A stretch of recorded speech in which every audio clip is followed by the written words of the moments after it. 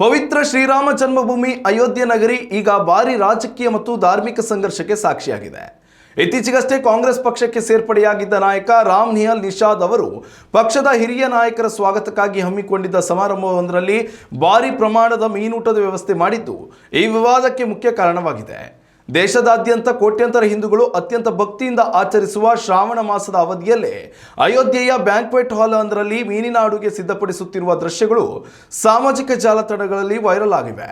ಇದು ಸನಾತನ ಧರ್ಮದ ನಂಬಿಕೆಗಳಿಗೆ ಹಾಗೂ ಪವಿತ್ರ ನಗರಿಗೆ ಕಾಂಗ್ರೆಸ್ ಮಾಡಿರುವ ಘೋರ ಅಪಮಾನ ಎಂದು ಬಿಜೆಪಿ ಮತ್ತು ಸ್ಥಳೀಯ ಸಾಧು ಸಂತರು ತೀವ್ರ ಆಕ್ರೋಶ ಹೊರಹಾಕಿದ್ದಾರೆ. ಒಂದೆಡೆ ದೇವಸ್ಥಾನಗಳಿಗೆ ಭೇಟಿ ನೀಡಿ ನಾಟಕವಾಡುವ ಕಾಂಗ್ರೆಸ್ ಮತ್ತೊಂದೆಡೆ ಇಂತಹ ಕೃತ್ಯಗಳ ಮೂಲಕ ತನ್ನ ಹಿಂದೂ ವಿರೋಧಿ ಮಾನಸಿಕತೆಯನ್ನು ಪ್ರದರ್ಶಿಸುತ್ತಿದೆ ಎಂದು ಬಿಜೆಪಿ ಶಾಸಕ ವೇದ್ ಪ್ರಕಾಶ್ ಗುಪ್ತಾ ವಾಗ್ದಾಳಿ ನಡೆಸಿದ್ದಾರೆ. ಆದರೆ ಈ ಆರೋಪಗಳನ್ನು ಸಂಪೂರ್ಣವಾಗಿ ನಿರಾಕರಿಸಿರುವ ಆಯೋಜಕರು ದೇಶದ ಪ್ರತಿಯೊಬ್ಬ ನಾಗರಿಕನು ತಮಗಿಷ್ಟ ಬಂದ ಆಹಾರ ಸೇವಿಸುವ ಸಂವಿಧಾನಾತ್ಮಕ ಹಕ್ಕಿದೆ ಎಂದು ತಮ್ಮ ನಡೆಯನ್ನು ಸಮರ್ಥಿಸಿಕೊಂಡಿದ್ದಾರೆ. ಶ್ರಾವಣ ಮಾಸದಲ್ಲಿ ಮಾಂಸಾಹಾರ ಸೇವಿಸಬಾರದು ಎಂದು ಸಂವಿಧಾನದಲ್ಲಿ ಎಲ್ಲಿಯೂ ಉಲ್ಲೇಖಿಸಿಲ್ಲ ಮತ್ತು ಮೀನುಗಾರಿಕೆ ಹಾಗೂ ಮೀನು ಸೇವನೆ ತಮ್ಮ ನಿಶಾ ಸಮುದಾಯದ ಸಾಂಪ್ರದಾಯಿಕ ಆಹಾರ ಪದ್ಧತಿಯಾಗಿದೆ ಎಂದು ತಿರುಗೇಟು ನೀಡಿದ್ದಾರೆ.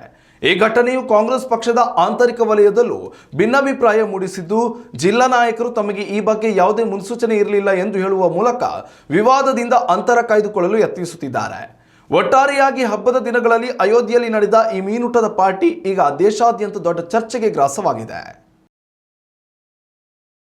ಉತ್ತಮ ಸಂಸ್ಕಾರಯುತ ಶಿಕ್ಷಣದೊಂದಿಗೆ VSS English medium CBSE school Udupi Muddur. ನರ್ಸರಿಯಿಂದ 10ನೇ ತರಗತಿವರೆಗೆ ಶಿಕ್ಷಣದ ಜೊತೆಗೆ 5ರಿಂದ 10ನೇ ತರಗತಿವರೆಗಿನ ವಿದ್ಯಾರ್ಥಿನಿಯರಿಗೆ ಉತ್ತಮ ಹಾಸ್ಟೆಲ್ ಸೌಲಭ್ಯವೂ ಇದೆ. ನಿಮ್ಮ ಮಕ್ಕಳ ಪ್ರವೇಶಾತಿಗಾಗಿ ಈ ಸಂಖ್ಯೆಗೆ ಕರೆ ಮಾಡಿ.